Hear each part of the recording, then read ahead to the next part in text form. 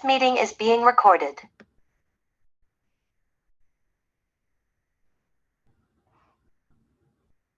Labvakar.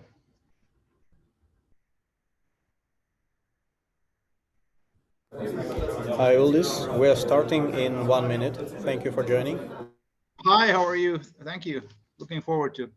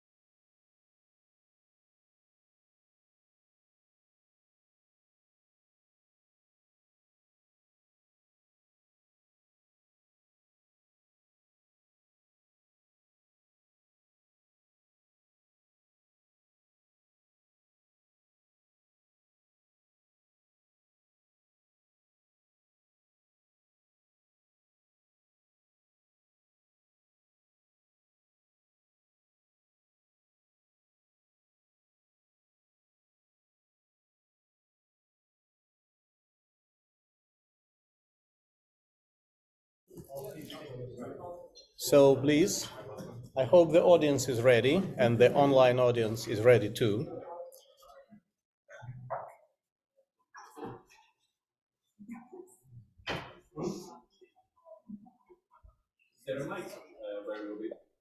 That's it, yeah. Can someone from the online audience let us know, can you hear us well? Yeah, we can hear you well. Hi, Cyril. Oh, thank you. Hi, Mārtiņš. Are you ready for pitch? You're the first in row. Yes, I'm ready. Great. And say something once more. I'm trying to set up the correct volume of sound. Testing volume, testing. And a bit more words, please. Yeah, hi, I'm happy to join today. Exactly. Testing the volume. Works. Thank you so much. So, once again, welcome to the final 2022 pitch session of LatBAN. Sorry that I'm still sitting. I have to stand up and say my brief introduction words, but the current webcam will not be convenient to online audience see me staying. So please forgive me for sitting and saying in front of you. First of all, once again, today we have the final year pitch session for LatBAN. Today we have a large audience on site, and we also have more than 10 online visitors.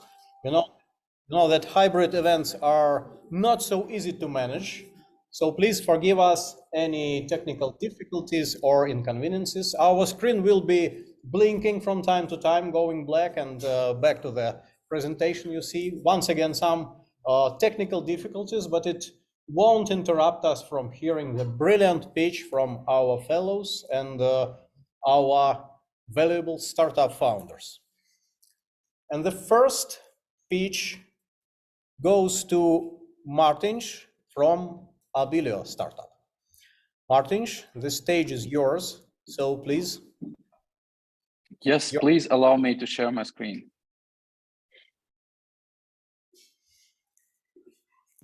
Yes, please go on. Yes. It works. And we can see and hear you well. Please go on. All right. Good evening. Hi, my name is Mārtiņš, and I'm a co-founder of Abillio. Abillio is invoicing and payments platform for cross-border freelancing. Our job is to help freelancers, solopreneurs, and independent professionals to run their cross-border solo business without worrying about administrative tasks and formalities. Today in the European Union, more than 30% of freelancers find administrative tasks as their biggest daily challenge, and they spend at least 1 hour per day on these tasks, or hundreds of euros to accountants and tax advisors. 71% of them are not satisfied with rules and regulations set by governments, Basically, they're very old school and oriented towards SMBs rather than solo business. And 87% of them face payment issues on a regular basis, like late payments, partial payments, or disputes over project delivery. With our company as a service solution, freelancers don't have to have their own company. Instead, they can use ours. Our digital platform, our automated digital platform, will take care of legal entity, VAT invoicing, accounting and tax payments, and legal documentation, while freelancers can focus on what they do best.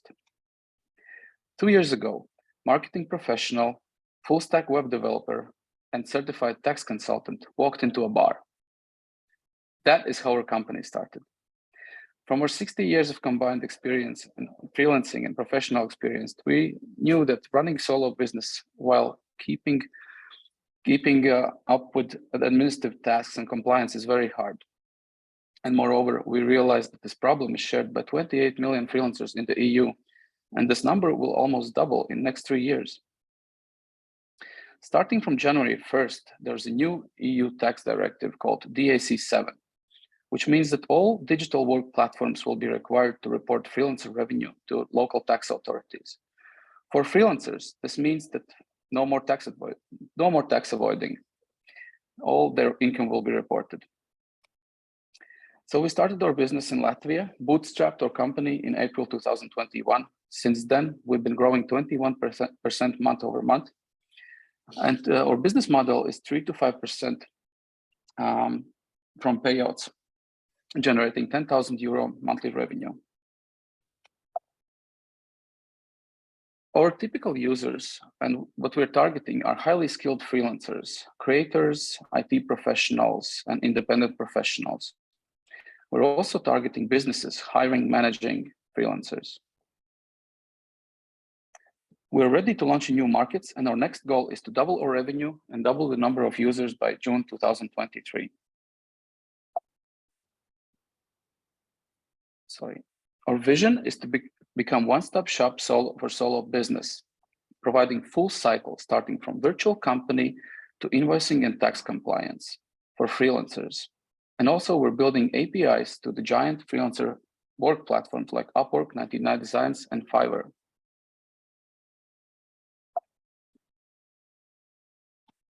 We're currently raising a pre-seed round to launch in new markets and grow our team. If you want to join us on our mission, please reach out. Thank you very much. Thank you so much, Mārtiņš. Can you please let us know how much are you raising now once again, and what's the fund usage for the next 12 months? What is your forecast for this?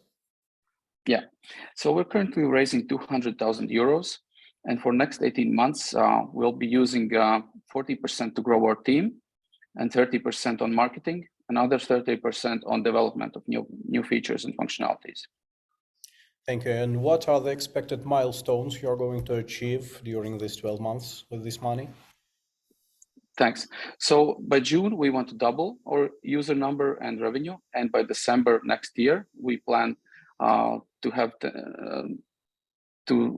10,000 users on board, to be present at least in 3 countries with full tax compliance version.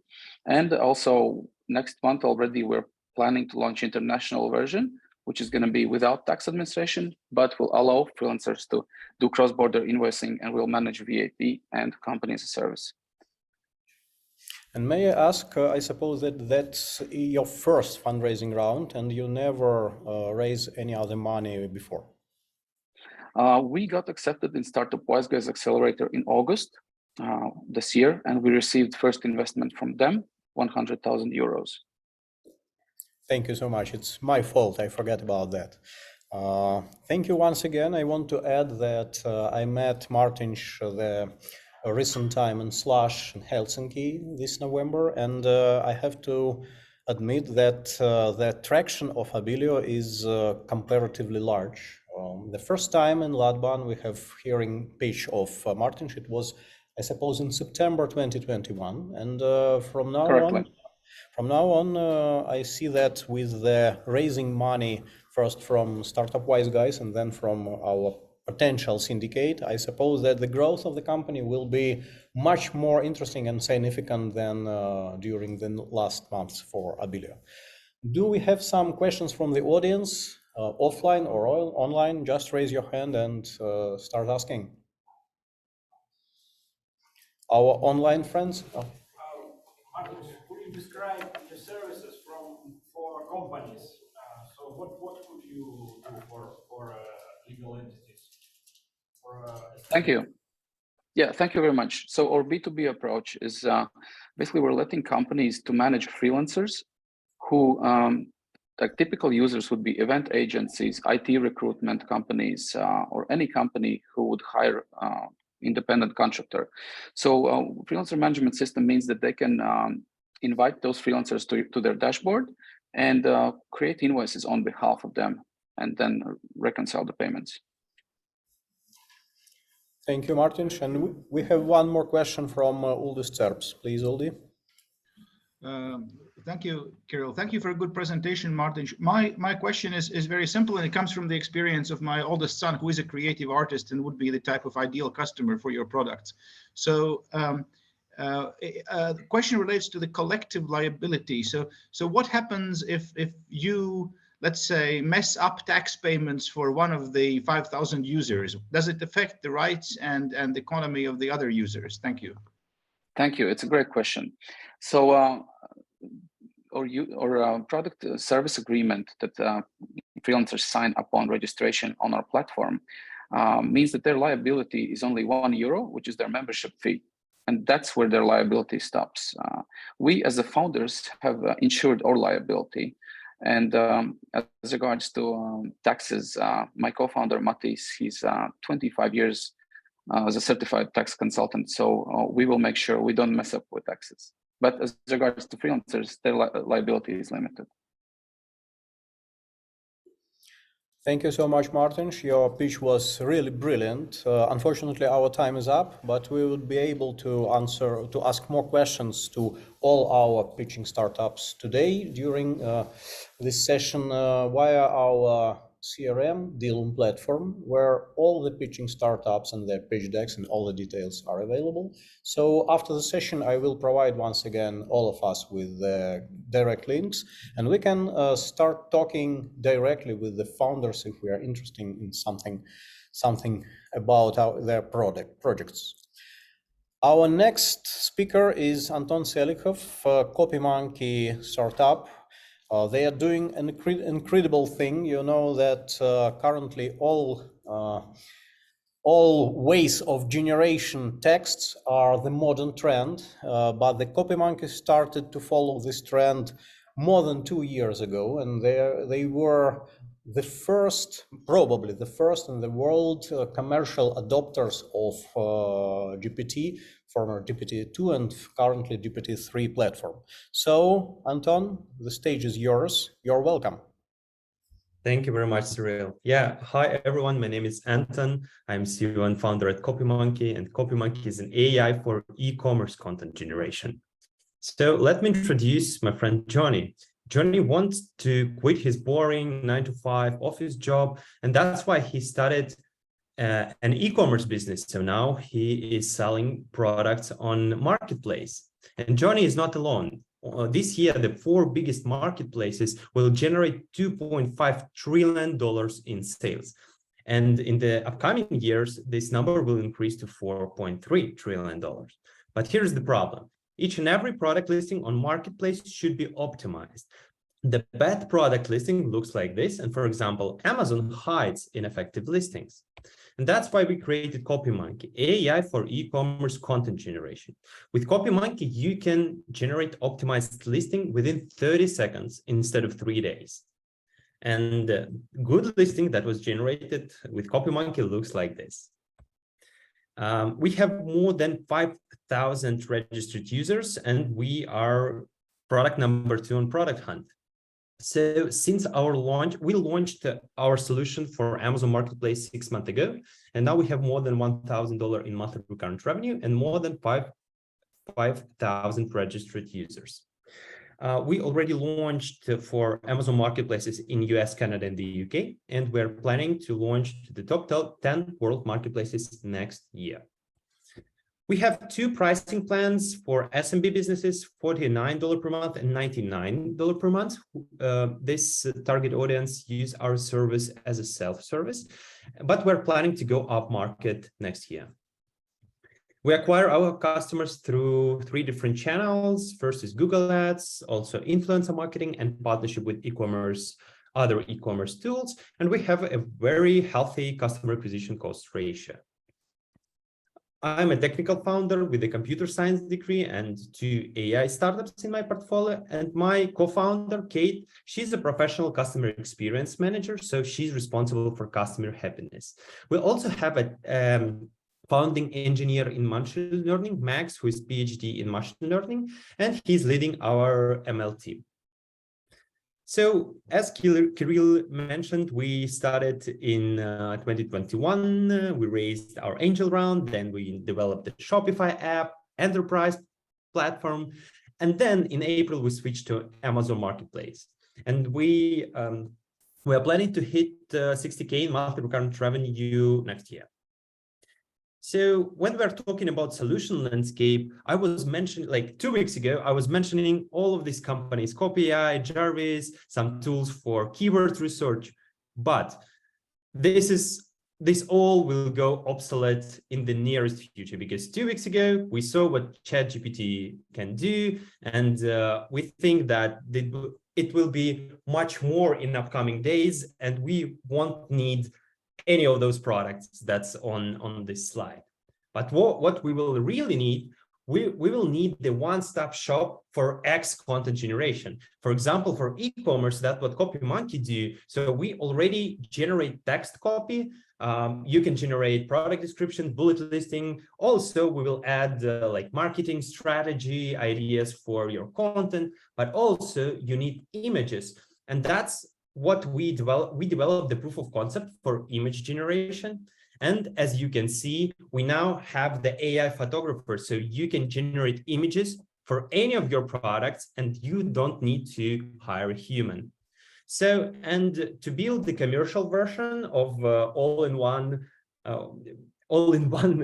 for e-commerce content generation, we are raising 300,000 and we will reach 60K in the next 12 months. And also we will increase our go-to-market velocity in Latin America and Europe. Thank you very much.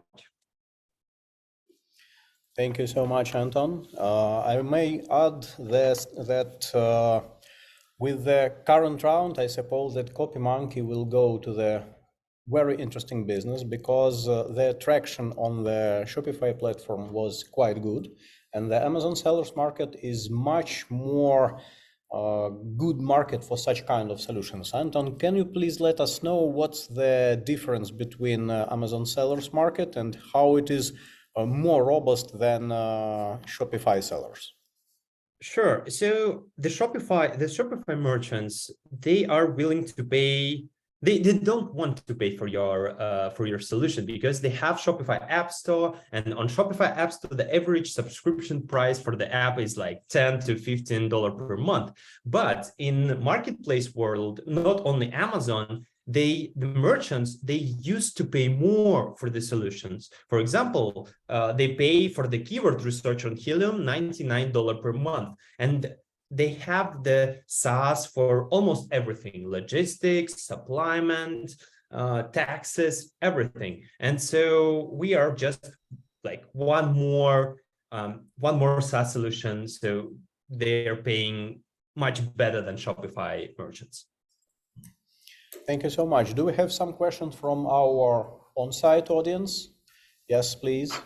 Anton, could you please kind of specify if the text that your servers generate is SEO optimized? SEO optimized, I mean. Yes. Cyril, can you please repeat the question because I can't hear very well. Search engine optimization is the main question. Is the generative text quite good for Google and other search engines? Yeah, so basically Amazon and all other marketplaces are the search engines. So because you search for the products on marketplaces, right? And so our differentiator was that we can actually generate copy with the keywords. So you as a merchant can provide keywords, the big list of keywords, and we will implement all those keywords into the text.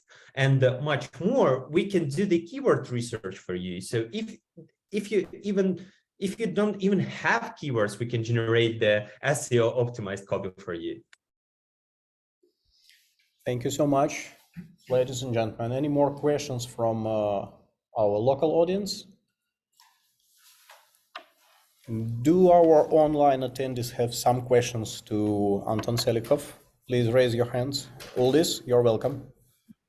Very short question. Thank you, Anton, for your presentation. What is your valuation of the company? Thank you. Yeah, so we are raising a 3 million valuation cap. It's quite reasonable for today's market. Online fellows, any more questions? You know that CopyMonkey was named among 10 most promising startups in Latvia in the recent report made by Startup Latvia Association. Am I right? Yes, absolutely. That's it. And maybe it's worth to mention that CopyMonkey is one of my own angel investor portfolio. So I may be biased about that, and please take all my words with special attitude, let's say. Thank you once again, Anton. It was Thank you very much, guys. so great to see you. So we are done with online startup founder presenters, and currently I invite to this stage Robert from Cellbox Labs. And yes, please take the clicker. And once again, apologize for the technical issues. I suppose that the blinking screen will not hurt your presentation, so just don't pay too much attention to that. Yeah. Thank you. The mic is yours. It doesn't matter. You have no, let's say, need to get closer. You're welcome. Let's see where is your. Yes, give me a second. I start the screen sharing. Yes, please. It works. Okay. It doesn't go back. It works. Just don't be rushed. Yeah. Awesome. Right. Hey everyone. My name is Robert. I'm a CTO and co-founder of Cellbox Labs. We are developing a unique gut-on-a-chip technology that allows to test human-relevant conditions on a microenvironment to help pharmaceutical companies bring products to the market quicker, faster, and cheaper. Right now, we are raising €2.5 million to bring our seed technology to the market. Our largest customers include large pharmaceutical companies such as Roche, GSK, and others. I'll give you a quick history lesson. Back in the 80s, Eli Lilly developed bioprocess, which is our patent drug. They spent a ton of money, 16 years, tested on everything, including rats, mice, dogs, even monkeys, but made some shortcuts to make the UK clinical market quicker. And it turned out to be a complete disaster. Within 2 weeks, multiple people started dying, and it was a massive recall. Now, it has just been shown this month that this bioprocess toxicity in humans could have been predicted with organ-on-chip technology. Now, thankfully, drug discovery and regulation has improved, so we don't see these terrible cases anymore. But we still let through preclinical R&D multiple human toxic drugs, which then subsequently drives the average cost of a drug that much higher. Now, the reason why we see these human toxic drugs reaching clinical trials is because we actually test these drugs much earlier on unsuitable test models. We either have flat biology based in petri dishes, or we use animal models. These do not fully represent human specific conditions. We are developing something that's called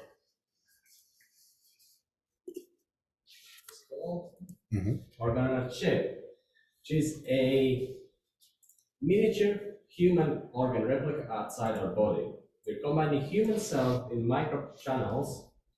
Through addition of fluid flow over these cells, we can recapitulate the microenvironment experienced by the cells in our body. This then makes them to act more like human cells. Now, our value proposition, we are engineers and biologists, and we have started from a holistic approach of engineering and biology to bring the technology to the market. We're developing a single-use disposable cartridge and an instrument that runs these chips to help biologists use these chips without the extra effort on learning the technology themselves. The gut-on-chip works by having human sort of organ, or what's called epithelial cells on one side of the channel, human endothelial or blood vessels sides on the other channel, and then through application of fluid flow, we can exert forces on these cells, which then drives them to act like they would be a human. Say, for example, in the gut, we can recapitulate gut-like villi structures, hair-like structures in the gut.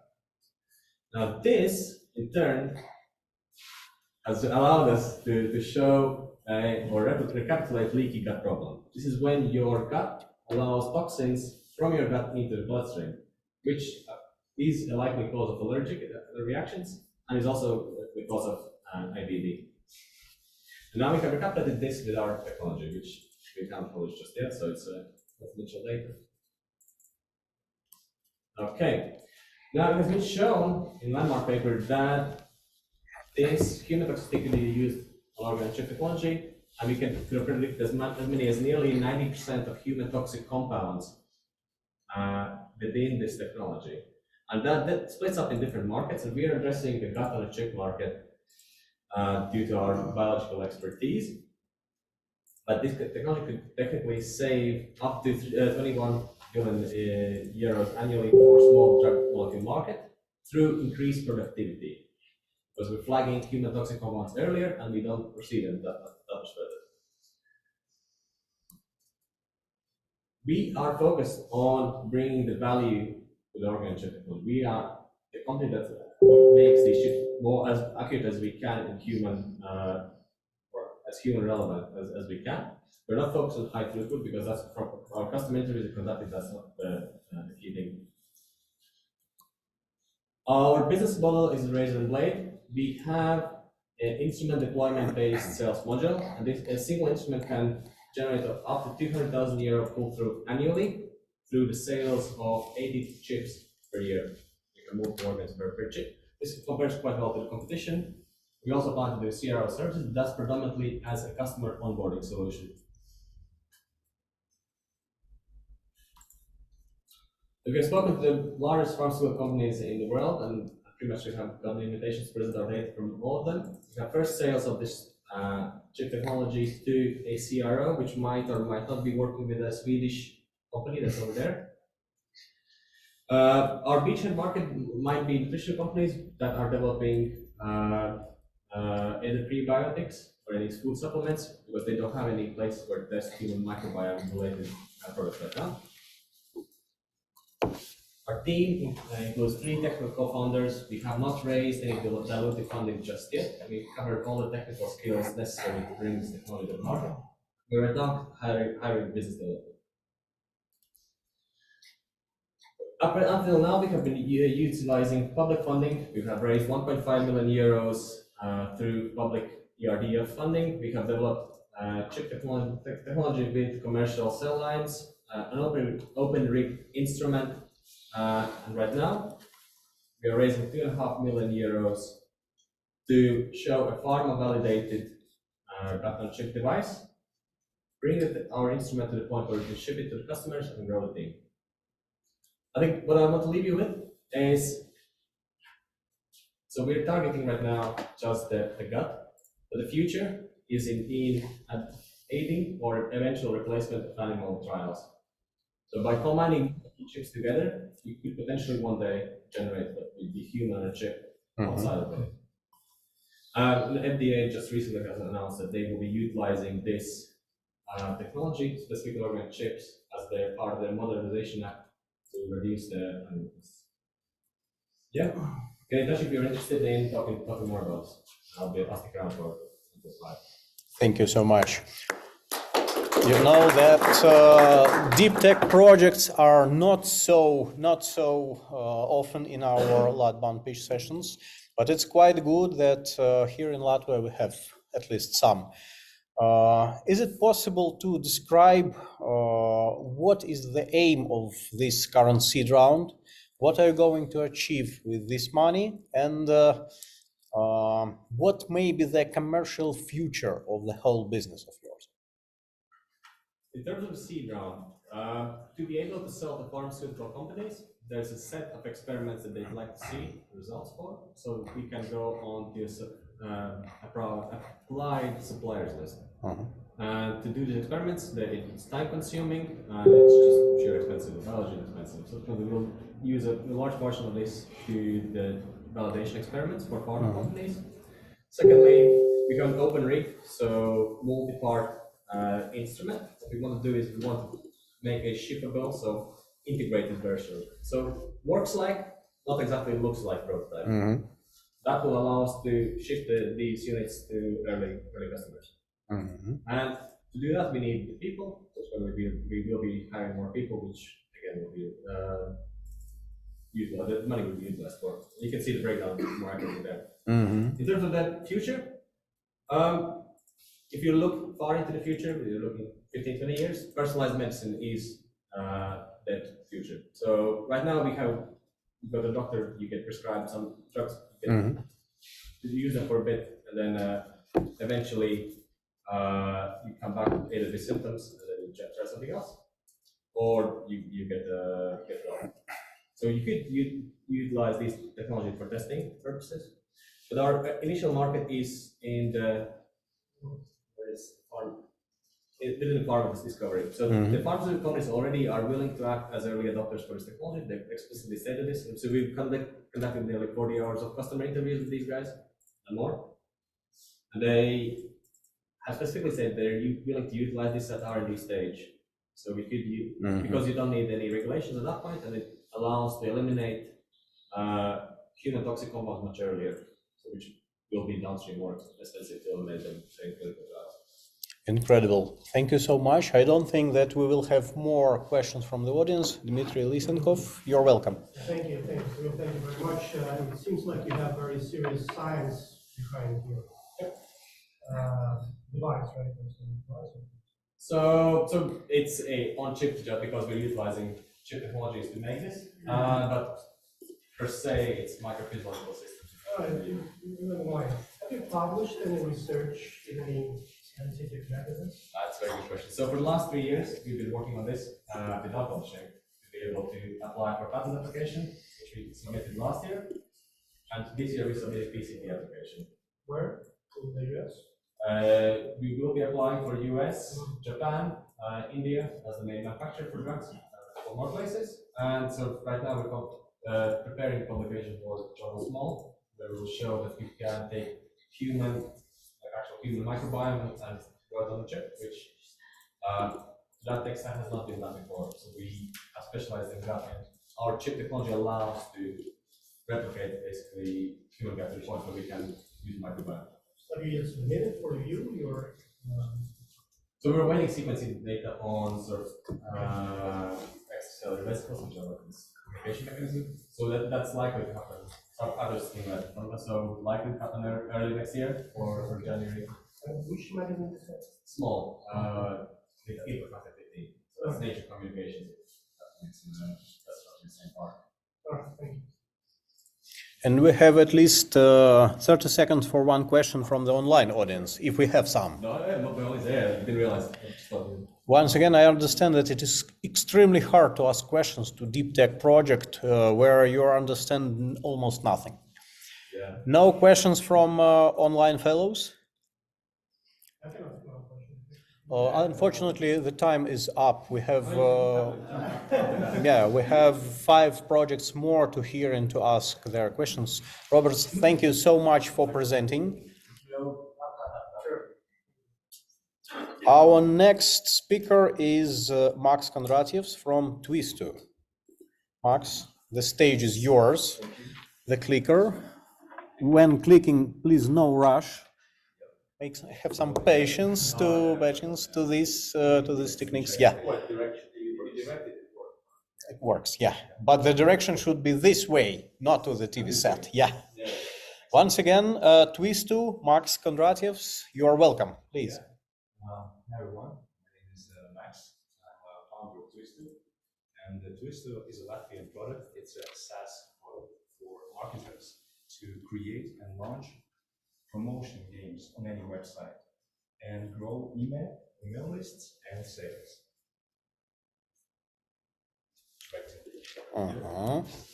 So let's start with the problem. So the problem is that classic pop-ups and forms that are majorly used by almost all of the world are 8 times less effective than promotion games. So that's the problem number 1. The problem number 2 is that creating custom games, custom promotion games, takes a lot of time and takes a lot of budget. I have a web development studio background, so you can trust me, it really takes a lot of budget there. So it's not effective and it doesn't pay off.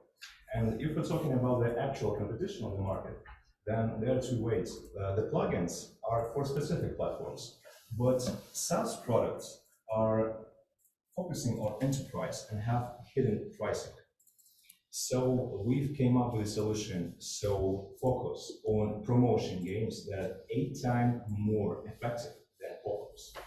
No-code online game constructor for marketers and cross-platform with self-service. So here's the product. I'll smile a bit here because I love how it looks.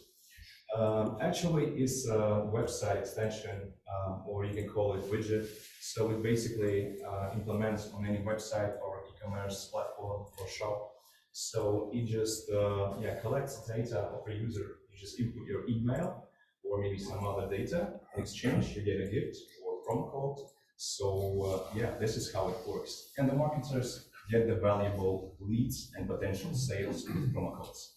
So we have different type of games. We are fully responsive on all devices and looking beautiful. And the product is customizable, it's rich in functionality, and the most important point, it converts 8 times better than pop-ups. So the next slide, it's how it looks as well. This is by the way, we've already built the product and launched the product, and we already have clients. I'm just showing you how it really looks. And the market is growing. So last year it was $3 billion, and in 2028 it will be almost 10 billion. There's also another good news, is that different media platforms and media portals are interested in our product. And one of them of Latvia, Santa, is already implemented our product as their alternative ads for their clients. So the product also is gamified ads. And if we take a look at the market, then it's also huge. It is growing from 20 to 42. So the business model, we are migrating from subscription model to a hybrid one with the pay-as-you-go model and recurring top-ups. So the marketer can easily choose which type of games to pick, 1,000 or 100,000. And if you pay, if the number is bigger, the price is better. Talking about the competition, there are 2 segments. The first one, as I already mentioned, is plugins. What we will do, the main advantage of our product is we are working on any platform. Plugins are specializing on each platform, on specific platform. And if we're talking about the SaaS products, we are focusing on self-service. And we're transparent and more financially efficient. Here's the benchmark and the flow, how it already works. As you can see, 25% is already our average conversion. If we take a look at the benchmark on the market worldwide, we see that pop-ups convert 3% and promotion gain, something like that. So we're on the top, somewhere on the top of the benchmark of the market itself. As I already mentioned, we have launched, we are already operating business. So we've performed more than 1 million promotion games already in Baltic states. We have big Latvian clients. So and we are finishing this year approximately with 15,000 in sales, which is 7 times more than previous year. Here's our master plan. So launched 2020 proof of concept, then we understood it works. Next year we launched the SaaS, and this year we are finally focusing on this product because it's still operating as our business or web development company. And next step is to separate the business into a separate entity and to grow and to have an exit in 5-7 years, I guess, being acquired by a major SaaS platform. So the strategy, in a couple of words, we're focusing on, from the product perspective, to make it better self-service and onboarded. Once we've done, we focus the marketing and sales also this channel. But once we're developing this, we're focusing on enterprise so that business keep running and to keep feeding the engine. Strategy from the geography perspective, here are the priority and prospective markets. At the moment we're raising, we're raising 250,000 for next 18 months. The main goal is 3 goals. From the product perspective is to improve the product for being self-service and grow product line. From the business perspective is to grow 10 times and grow actual sales 10 times. To develop also to grow the team. Still remain remote, still remain capital efficient, and the most important thing is to be ready for the scale. And I guess the last slide is our team. My name is Max, as you know, and I'm a founder, head of product, and CEO, and my partner is co-founder and CDO, vitro. There's our team. Plus, we also actively using the additional outsourcing. So thank you for your attention. You can scan the QR code to find my LinkedIn. So if you have any questions, we'll be glad to answer. Thank you. Applause. That was just brilliant, and I have to say that probably it is the best and the quickest prepared pitch deck I've seen during the last half a year at least, or maybe even a full year. Max, it's quite interesting. Let me start with the most interesting slides. What will you drive to grow of 10x of your sales in less than 2 years? Can you outline the main drivers? So the main driver will be, let's divide it 2 parts. So the first part will be active direct sales. So we have already working channels like working through digital agencies with email agencies and contacting big e-commerce platforms directly via semi-cold email campaigns and directly from the LinkedIn. It's already working. So we're planning to expand this model because we have 20,000 perspectives to work with. So there's a lot of job in the next year and a half. So the second thing is focusing on media portals. It's strategically important as quick as possible to get as much partnerships with medias to be their partner to sell our product as an alternative for the classic advertising banners. And in the third division, there's marketing. We'll be focusing on materials, blog materials, knowledge base, and some advertising campaigns and registering accounts in B2B platforms. But this is something we'll have effect, starting with some less and finishing with a bigger impact. So the first part will be direct sales, and then the marketing will help us, and the CEO as well. Hopefully answer your question. Thank you so much. Questions from the audience. I suppose that the project is quite interesting, still questionable, so please. Any questions from our online attendees, please?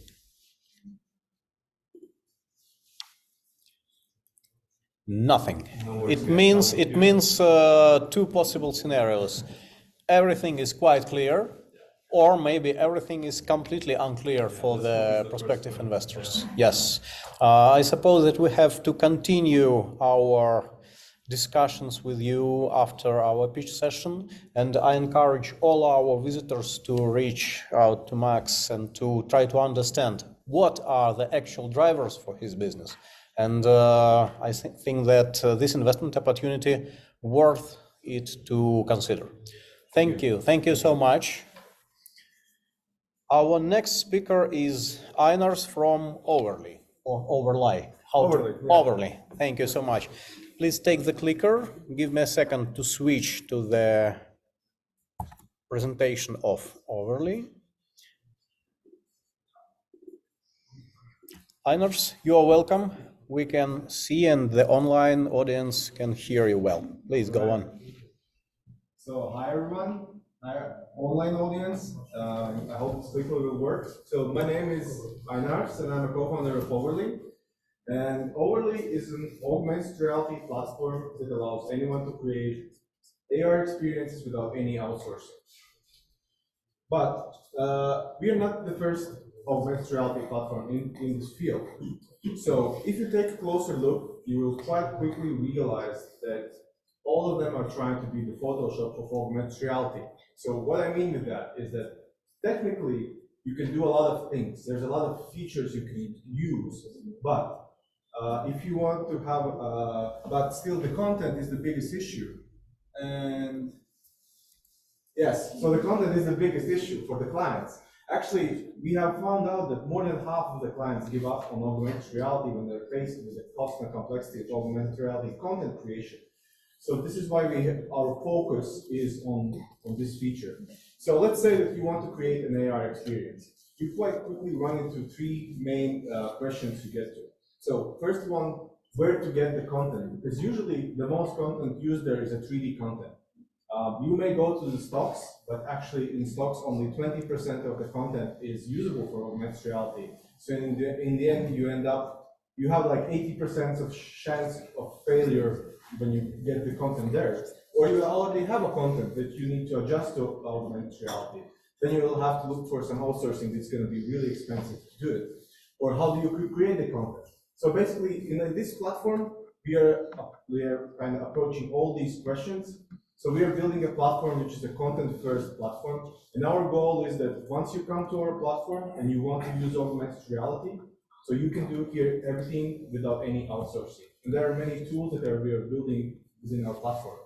You could say that we are as a hub, where it all connects together. There's some best tools out there that are connected within our platform, and then there's tools that are made by us, which we cannot find out there.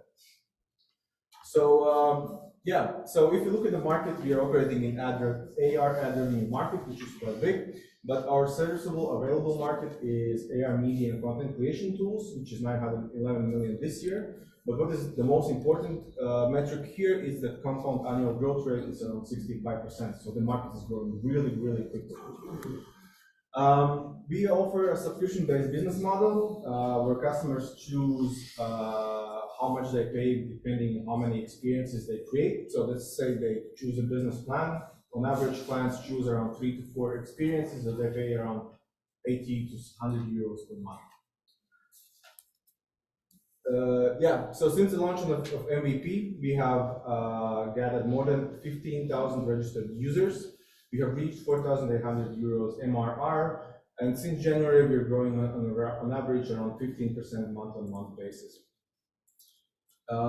This is our founding team, me and Gatis. We have been working together in augmented reality field for more than 9 years. So I could really say that we have tested our partnership through really low lows and high highs. So this is why I believe this is a really good core for making this product. And since January, we have gathered also a team with 1 product owner and 3 developers, thanks to which we also see the growth I mentioned before. So right now we're preparing for the fundraising round. We wanted to do in November, but most of investors go to sleep in December and November, so we just postponed it and we are starting active fundraising in January. We're looking for 500,000 euros investment. With this money is that basically it gives us also 18 months runway, but what is most important that with this money we're going to get to 25K MRR in 12 months. We're gonna, and the second most important thing is that we're gonna find unit economics so that we can really grow fast after this round. Thank you. Thank you so much, Ainars. It sounds interesting. The only one concern, I suppose, just my humble opinion, that AR trend is not going up very quickly. And someone can even imagine that it is going to turn down during the recent years, maybe. Do you have some plans, ideas to pivot, to add something to your product or service to stay in an upcoming trend? So yeah, so first of all, regarding the trend is over already a few years ago. So the AR trend was in 2014, it was on Gartner's hype cycle highest point. In 2020, it was in the lowest point. So right now it's, so as this cycle shows, this is the moment when it's approaching to mainstream market. So this is the moment where we are in augmented reality. If we speak about pivoting, well, we might. It really depends on how it will go with the unit economics and things there. Still, everything that we have right now is coming inboundly. So this is a good sign. People find us organically. They come to our platform organically. They just start using it and paying for the solution they have. We have like the ICPs, we have like the main ICP that we have selected, which is small, medium enterprises, and especially in the marketing sector. We also right now looking for ways to go into e-commerce with that, because e-commerce is the one that is adopting AR technology really rapidly. Also, if you look at the Gen Z generation, for example, Snapchat conducted a research, 92% of them actually expect to have AR when they're making purchasing decisions online, because this allows them to try out things, this allows them to have less failures in choosing their product. So I see that AR is at the point where it's slowly going to coming back into the mainstream market, and it's not going to be about the hype anymore. That's quite interesting. Any questions from the audience, both on-site and online? Yes, please. Yeah, but I'll start with the argument maybe to cover your positions, because Apple is planning to launch these AR glasses in a couple of years, or maybe a year or two. So I think this will be a good booster for your business as well. Yeah, it's a big thing. The question is about, so you mentioned small businesses using the product. So what's the key scenario? Like, what are they ordering from you? So what's the most common case? What value they get with your product? Yeah, so basically at this point, there are the most two popular use cases in our platform. The first one is to try out the products, try out products at home. So you're buying a TV, you can have this AR to try it out at home. This goes quite a lot for art.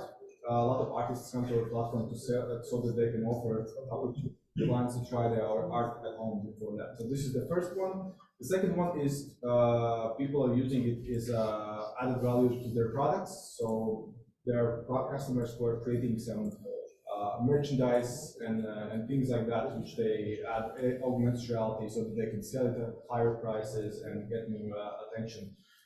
One of our biggest lifetime value clients actually is the one who's doing augmented reality T-shirts in US market. So it's interesting what people come up with, and we are actually learning about it. But yeah, if I would have to point out two best use cases that we have on our platform, these are the key ones. Thank you so much, Ainars. If no questions from our online fellows, then a brief round of applause to Overly. Thank you. Thank you so much. Matthias from Exponential Technologies. That's not the first time we at LatBAN and even in this audience are hearing about Exponential Technologies, but I suppose last time it was your co-founder and partner, yeah? Probably, yes, yeah.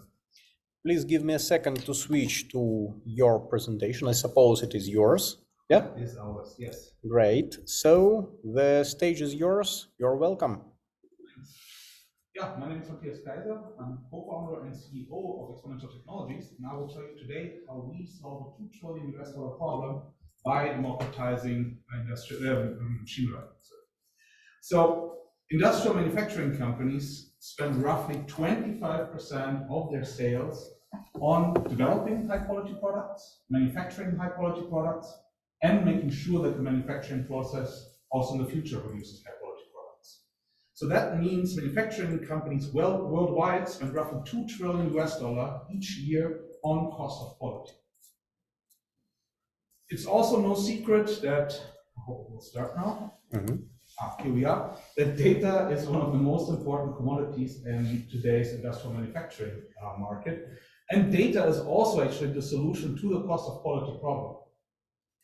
The problem is, however, that most solutions that are currently on the market are highly complex and require trained personnel with a high level of skills, and even then they're mostly very inefficient to solve the problem.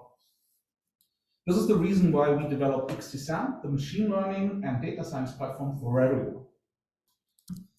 Most of our competitors concentrate on one specific stakeholder within the company, that is a data scientist. The problem is many industrial manufacturing companies don't have data scientists, and even if they have data scientists, they have usually many other tasks, and cost of quality is usually not the main task that they're doing. That's why we developed a platform that addresses all the stakeholders involved. It could be process development, engineers, also the data scientists, managers, head of quality, so on and so on.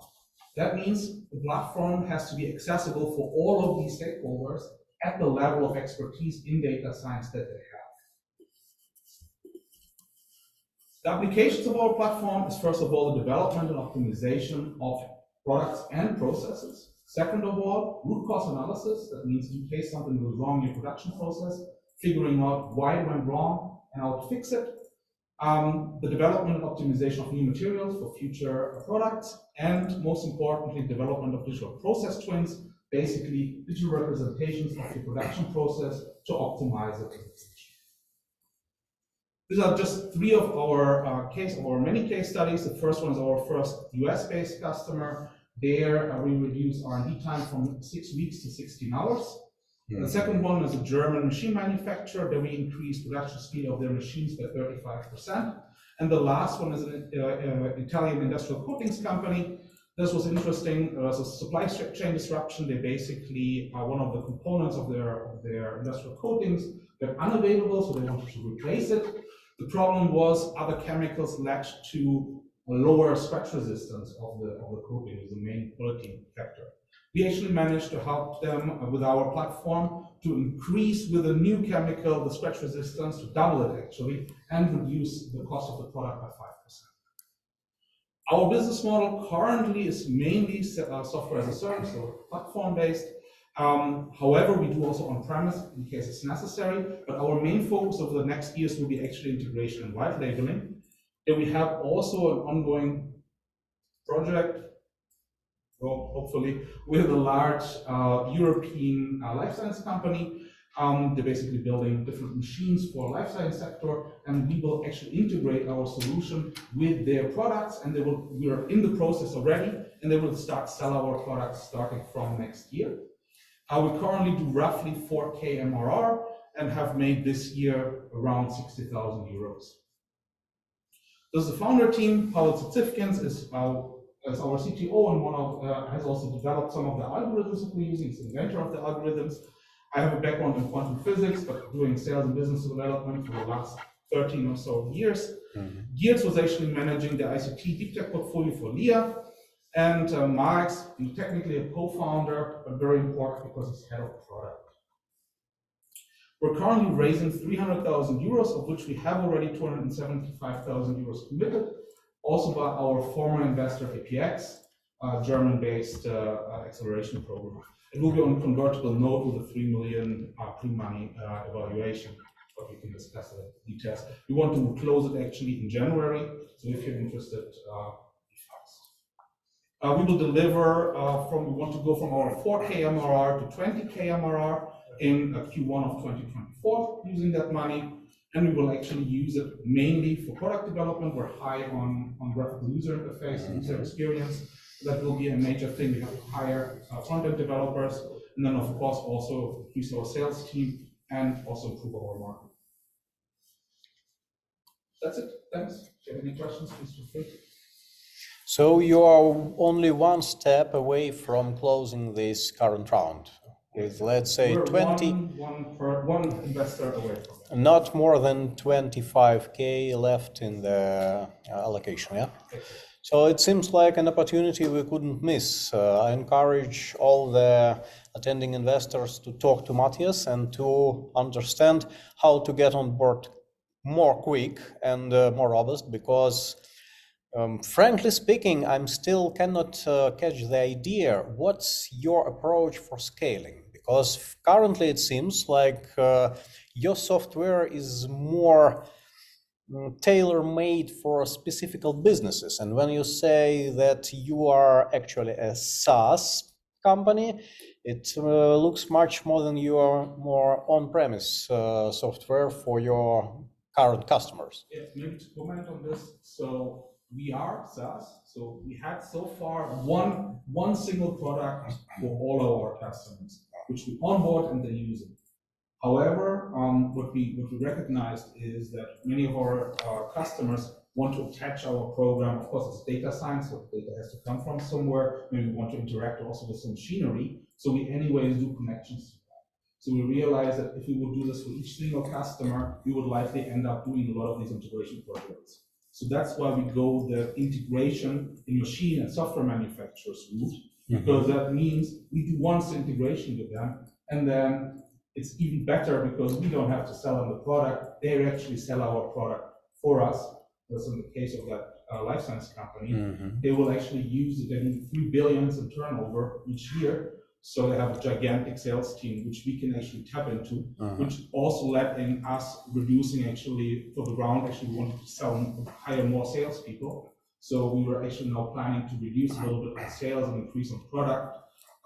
Because we likely will not need such a big sales team. May I rephrase your words to humble investors who are thinking in different categories? So Matthias means that their main channel of scalability is their ready clients and their inside teams. So you can expand first to the more customers or users, let's say, inside the present client companies, and the sequence is that your prospective and more desirable customers are large corporations where you can get penetrated by only one user and then scale to 100 to 1,000 and much more. Yeah. Yes, and we can move also like this from market to market. So basically, for now, we will concentrate on biotech market, and then we can move on to industrial manufacturing, to other manufacturing parts. Automotive industry and so on, but step by step, and this we can only do with integration, right? Because we could not deal with so many markets at once, but by integrating and basically offering that to players in the markets, it's much easier. Awesome, thank you so much. Any questions from the audience, please? Denise? How many competitors you know on the market where doing the same? So there are, I mean, it depends on what you're exactly looking at. There are a couple of competitors, and there are by the day coming more. So there are a lot of American-based competitors, which raised also, I think the highest is currently Series A, with a couple of tens of millions, which they have raised. There are also some European-based companies, and there are a ton of startups which are moving in the market. We are kind of early, so we're already 3 years old. We have already product, we have customers. So we were like, there were a handful of customers, companies in the market, but by now it's getting more. However, what I said is still true. Many of them concentrate on the data scientists. So even the new startups that build products for data science, because they usually are data scientists. We come more from mechanical engineering. Our CTO is a mechanical engineer. I was working in tech companies before. So we're coming more from the industrial side and understand a little bit better what the expectation is. Thank you so much, Matthias. Round of applause. The next startup is from Poland. That's the only startup for today that is not still established in Latvia. Well, clever point, Kirill. And it's worth to mention that the founders have, in those corners, have a, let's say, a stand or live demo. So it will be very interesting to try after our pitch session during the networking coffee. And I hope that you will have at least line of 5 or maybe 10 ladies and gentlemen who will be interesting to try your solution. Not to try it, to get involved themselves. Agreed, agreed. That's quite interesting. I'm start sharing your presentation. So you're welcome. And that's not yours, sorry. Yours is on the.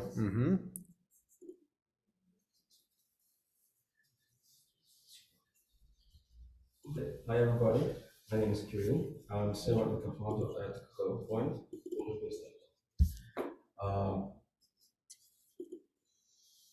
The World Health Organization says that the world economy is losing about $1 trillion a year due to decreasing labor productivity. Reasons are depressions, anxieties, and burnout. The 50% of employee turnover is due to burnout, and the replacement costs are really huge for corporations. Working on this problematic, we developed a 12-point solution for corporates. How it works. Oops, just a second.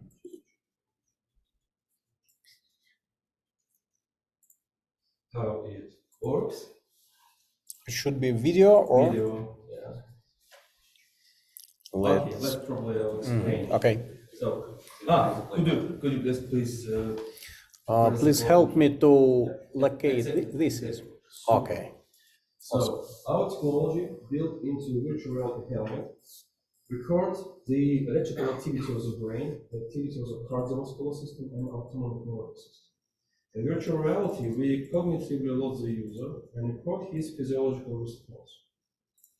Upon completion 20-minute test, EVA automatically generates a big report on psychophysiological state of employees, identifies zones of development, and gives recommendations which simulators built into the solution are suitable to improve cognitive or physiological parameters of an employee. So, virtual reality, wearable technology, physiology, mental health, and stress management. Sophisticated solution, but why today and now? The reason number one.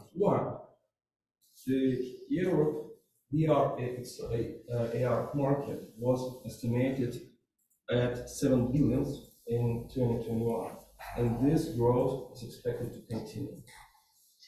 Reason number two, the Europe smart wearable device market are growing annually by 14%. The main reason is increased interest in health monitoring.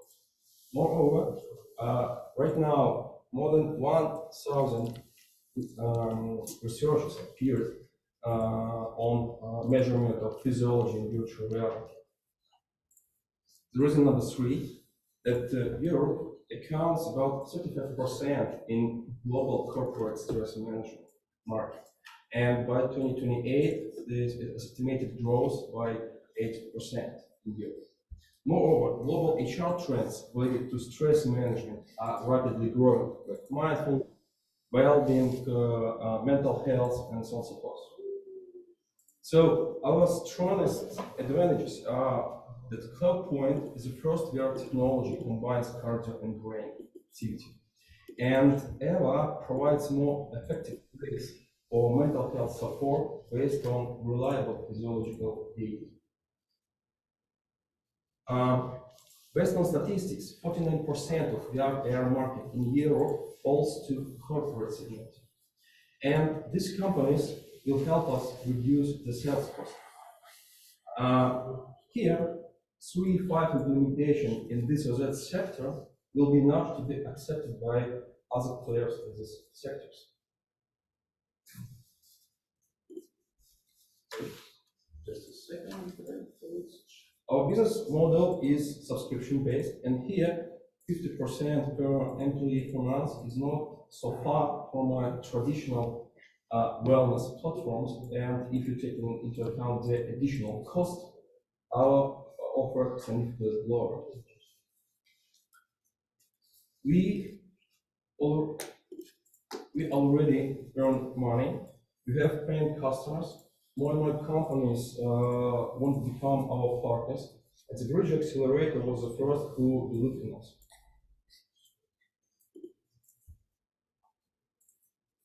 We founded from our own funds. We have working technology. Our database already consists more than 600 users and their physiological data, what allows us to validate a lot of data. And we right now are raising money through the bridge round. The first stage, we need 400K with confirmation to invest the remaining amount in case of KPIs are reached. Our way is web platform, which help us to scale, to manage all devices and manage and develop customers, clients, and end users in different languages in different countries. By the way, today our solution is already working in Polish, French, and English. From commercial point of view,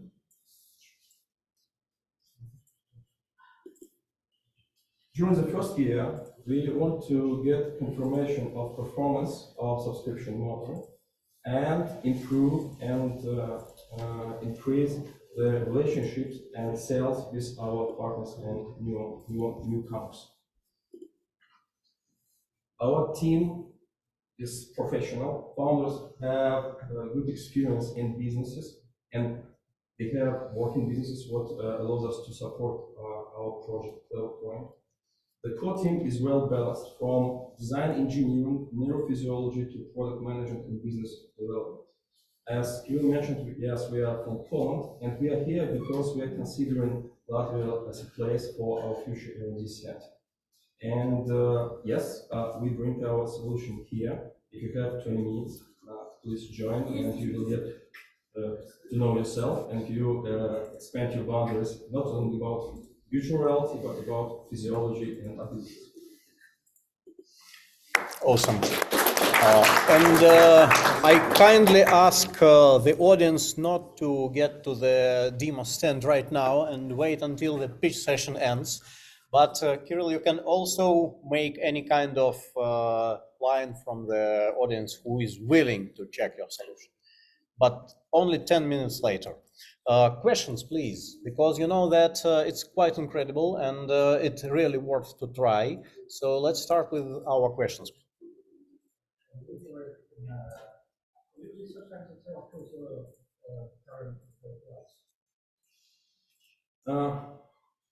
In Latvia, this this huge education center for captains and crew team members. We are already working for more than 1 year, and to be honest, yesterday we closed an additional deal with them. We had clients in oil and gas.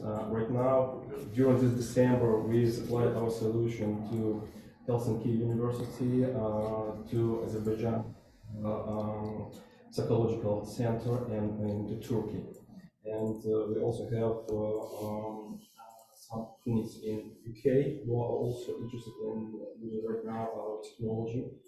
So there are a lot of interest and already working cases all over the world, and I guess that from January or February we will deliver a solution to the US for companies who are working with depressions and phobias. They also want to use not only technology but our solution. Great. Any more questions, please? I know that tomorrow guys will be heading back from Latvia, so it's only a few time to get understanding of what they are doing actually. Today. You're living today. Yeah. Wow. We are risky guys, but we stress resistant. Okay. Some questions from online audience, maybe? If not, I want to say thank you to Kirill and to Clever Point. Small applause from the audience. So the last but not least, of course, for today's session is Edwins from Refunder. Edwins, you are welcome. Let me switch to your pitch deck. Give me a second. What a mess.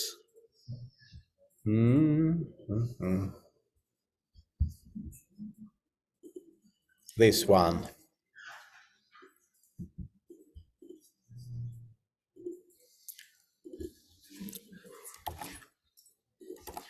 Please go on. We are ready. Everyone, my name is Ainars. This is Vladislavs. He's founder of the company. I'm a legal partner. And yes, but it seems it's not the last version of the presentation. My apologize. You know that from time to time we received your presentation last evening. Yeah. So it's actual for the recent evening. Maybe not for today. Let's go with that. I will try. Yes. Yes, so basically what we do, we help air travelers, the passengers, to get the money from the airlines in cases of messed up flights. So when there is a delayed or cancelled flight and there is some problems with the flight, we are the ones who help these people to get the money. And, yes.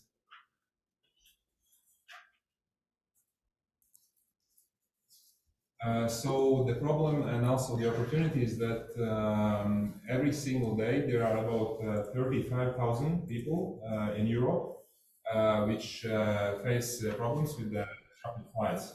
So these are flights, as I mentioned, which are delayed or cancelled or they are denied boarding.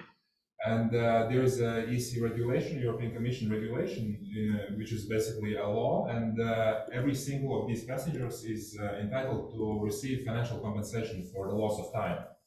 As it's stated in the regulation, yes, it's from 250 to 600 euros per passenger, and it doesn't depend on the ticket cost.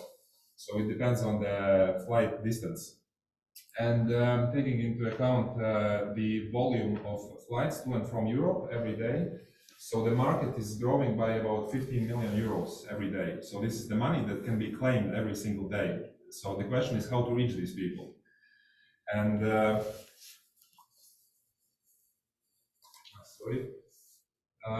yes, and our performance, we started 4 years ago to work with this. Actually, Vladislav was flying himself, and the flight was delayed.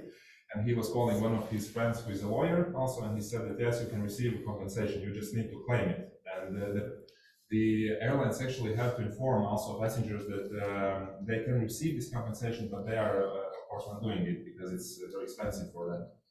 And our performance over the last 4 years is that we started in the first year, we got approximately a little more than 200 applications, and it was basically all by paid advertising. And in 2019, some of the traffic came in organically, and then there was a COVID. And after the COVID, as you can see right now, it's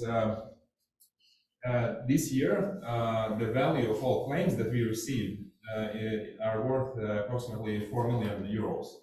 So yes, there are more than 11,000 applications, and about 99% of this is purely organic. It's without any paid advertising.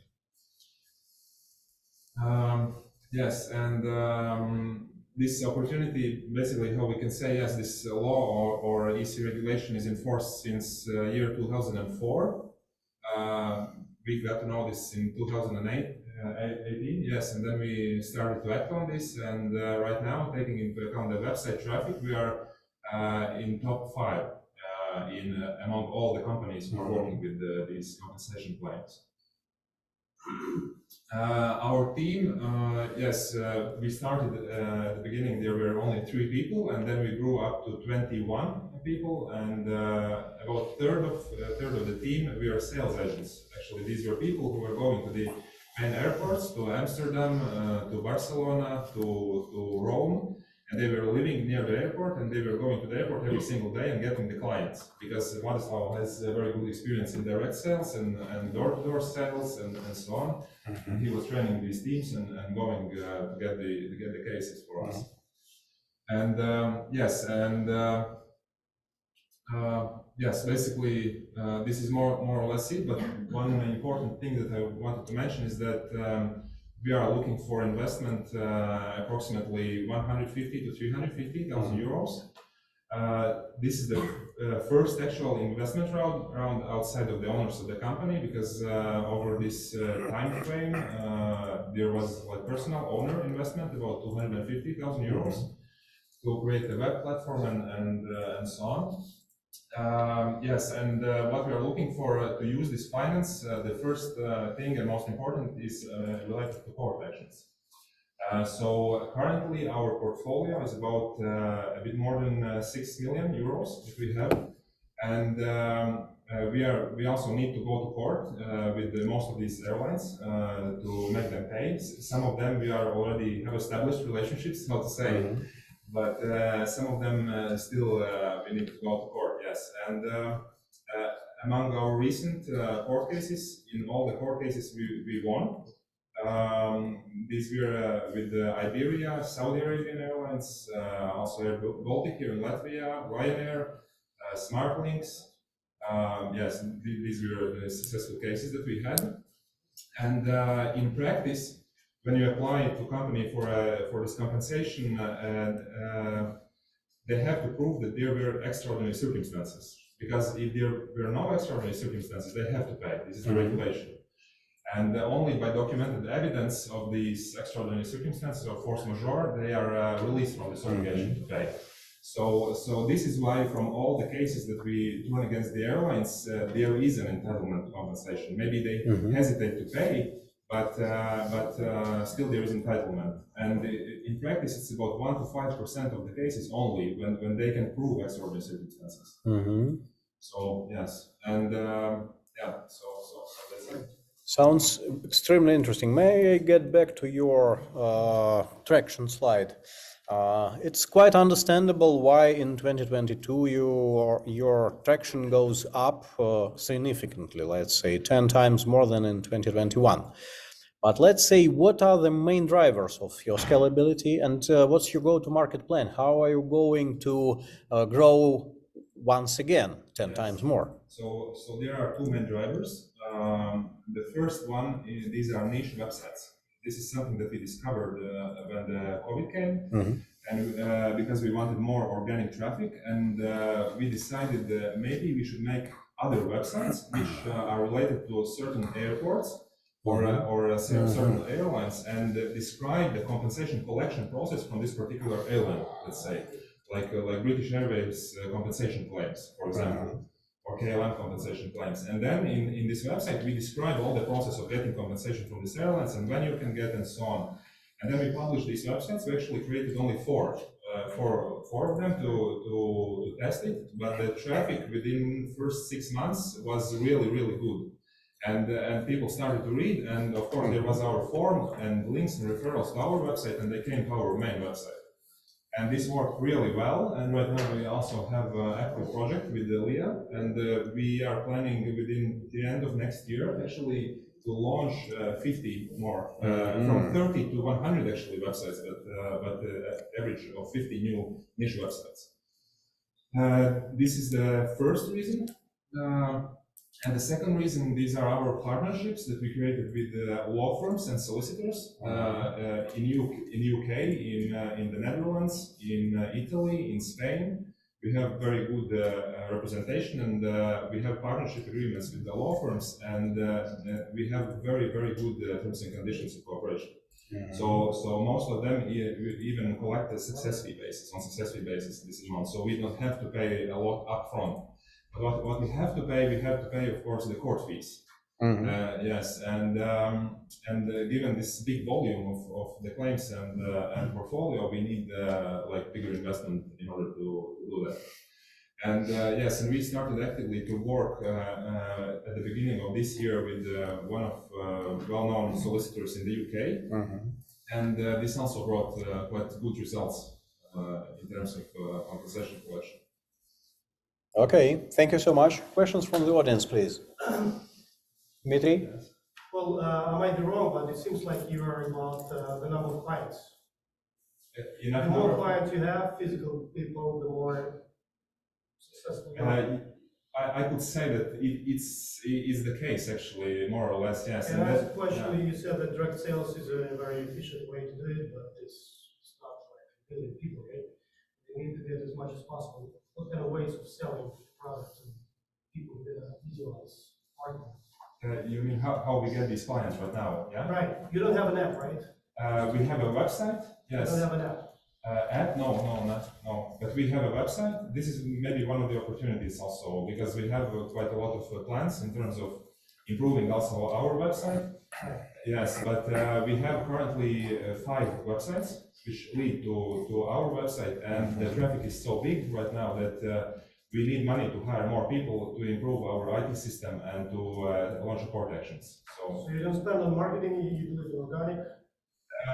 We spend, but not that much right now because we need capacity to process all these claims. Yes. So our investment is basically not that much investment into business in our company. It's more like investment in the court cases, I would say, because most of the money will go to court actions. Yes, in Netherlands, in Germany, some in Spain, and most of it in UK. Thank you so much. Very good, and I wish you to have at least your next 10x in sales or in refunded money to your users in the next 12 months. Thank you so much. So, dear friends, I'm happy to say to all of you that our final pitch session for the year 2022 is over. So, small number of the audience who are lucky enough to get understanding of clever point solution, you can do that.